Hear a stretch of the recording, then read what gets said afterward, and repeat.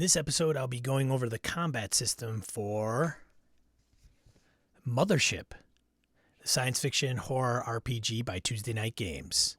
Next on How to RPG.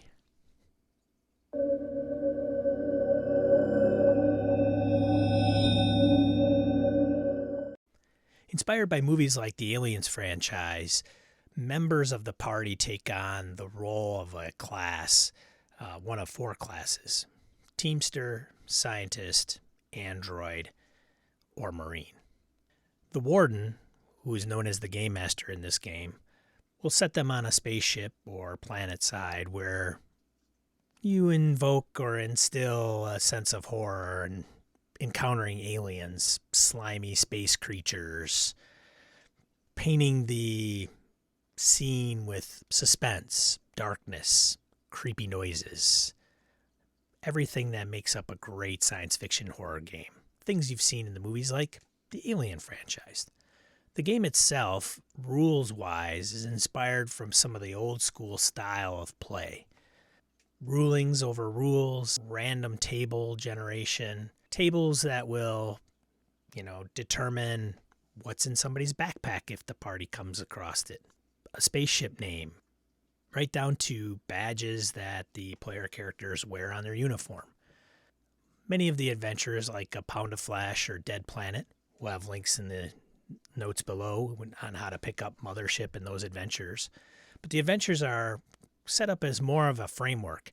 There's maps and keyed points on that map. There's a certain plot that's going on, and NPCs have certain motivations. But really, it's about you making it your own.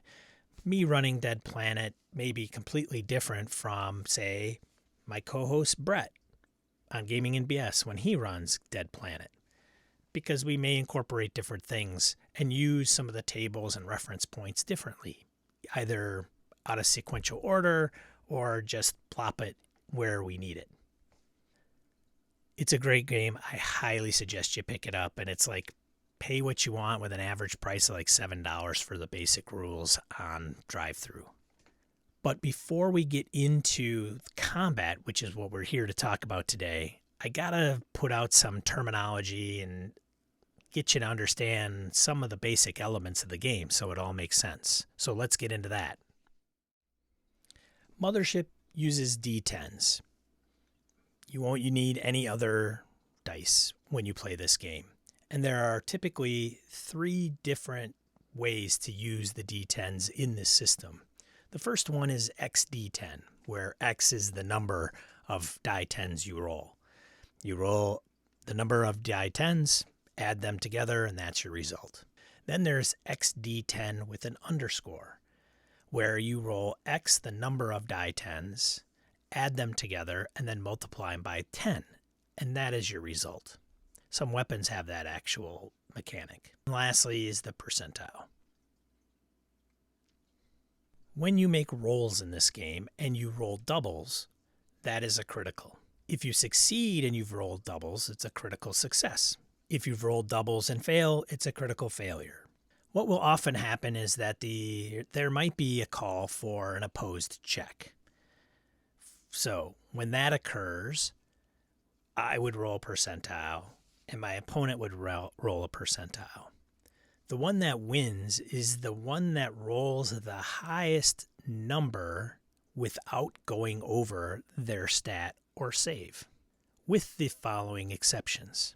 The first one, say for all intents and purposes that each character has a score in their particular stat of 40. In order to be successful, I would have to roll under 40, and my opponent would have to roll under 40. Say, for example, I roll a 33, and my opponent rolls a 39. My opponent should win by the rules, except I rolled a critical success. Therefore, even though I'm lower than my opponent, I still succeed. Another situation, we'll keep the stat the same score, 4-0.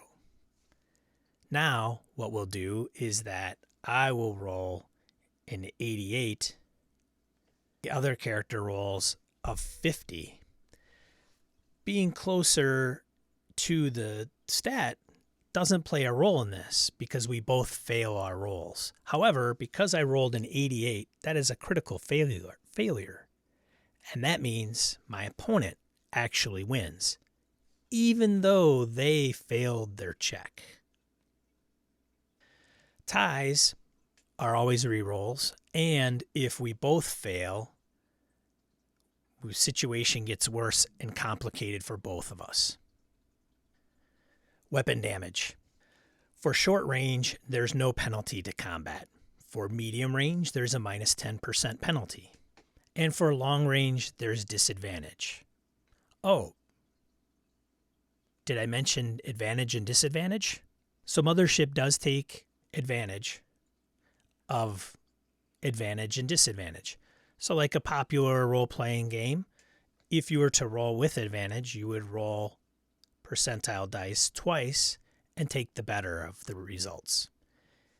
If it's a disadvantage, you roll your percentile dice twice and take the worst of the results. All right, now that we have that all out of the way, let's get into combat in Mothership. The first thing we're going to do is check for surprise. The way that we do that is we have the player character make a fear save. They roll a percentile, and if they roll below their fear, they succeed, and they're able to act during this round. If they fail, they are stunned, cannot act. Wah, wah. They succeed in their fear save. Therefore, now what they will do is they do a speed check. Speed is a stat. They roll percentile. It is not opposed. And so if they succeed in rolling under their speed, they get to go on to take 2 actions. If they fail their speed check, then the baddie gets to go. Then you subsequently get to go. That's how initiative works in Mothership. So we've succeeded in our speed check and get to go before the monster, and we get to take 2 actions. The actions, there's a list of them in Mothership, but of course the warden can either okay that or veto that, of course, depending on what the player character is trying to do and achieve. Some examples of actions include attack, bandage a wound, check crew member for vitals, find something in your pack, move half speed, open door, take a drug, use an item. Attacking. That is an opposed check in Mothership. So the player character will use their combat while the defender will use their armor. Those are both checks. So combat check versus an armor save. If you succeed, then you roll damage. If you fail, you miss or you fail to damage. Now, because this is an opposed check, you go back to my previous few minutes where I explained how opposed checks work, and that's how it's resolved. Defending, you can gain an advantage on your armor save if you do have cover. How damage is calculated. Obviously, each weapon has a damage score. You would roll that appropriately according to the weapon. Also note, if the weapon has a critical success, if there's anything that is piled onto your particular damage for that success, you will want to also keep that in mind. Once the individual victim takes all their health points down to 0, they will need to make a body save. If they fail, they die. If the hit was critical, or you take more than half your max in one hit, then you will need to make a panic check to keep your cool. In other words, if you have a 60 health and in one blow you take more than 30 points of damage, then you will need to make a panic check. Or if the person attacking you has rolled a critical, you will also need to make a panic check. So what's a panic check?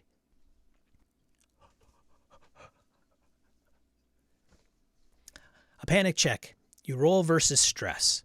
Stress on a character starts out at 2 points, and it's accumulated as the adventure takes place. The warden can reward is probably not the best word, but the warden inflicts stress upon the player characters depending on what the player characters are doing in the game. For example, if they come across a dead body, a room full of blood on the walls, maybe they encounter an alien for the first time, maybe they're trying to cut something loose and are under pressure and something else is coming down the hallway while they're doing that, take a point of stress, and it accumulates as the adventure takes place. So it's not uncommon from that 2 stress starting out to start to get up into the 5, 6, 7, 8, 9, 10 range. And it's important to know that because in order to roll versus stress, you roll 2d10. If you roll over the stress, then you're good. Not only are you good, but you get to relieve 1 point of stress. However, if you rolled under, well, then you panic. So as stress mounts, the likelihood of you overcoming stress and not panicking starts to dwindle.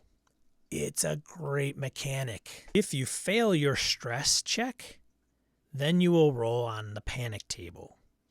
You roll 2d10 and you add your current stress for effect on that table. So for example, maybe you are sitting at a 5 stress. You take the 5 that you're at, roll 2d10.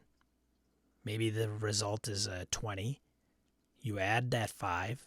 Your end result is 25. You reference the table and see what 25 is. 25. Broken. For the next XD10 days, where X equals stress, make a panic check whenever a nearby crew member fails a save. If you roll a 30, or your end result is a 30 or higher, then what happens is you suffer an instant heart attack and die. Immediately. Movement in combat involves normal armor at a half of your speed, and then heavy armor, you actually have to make a strength check. If you fail the strength check, then you have to move at quarter speed, just so you know when somebody wants to move, which is an action. You can even reference the cool flow chart that's on the back of the rulebook. Very, very handy, very simple and straightforward. That's the combat for Mothership RPG. Let me know down in the comments below if you're playing Mothership and if you've had some interesting combats. I'd be interested to know. Be sure to subscribe and like this, and if you didn't like it, well, thumbs down it, whatever. Any little interaction helps. And thanks for tuning in. We'll catch you on the next one.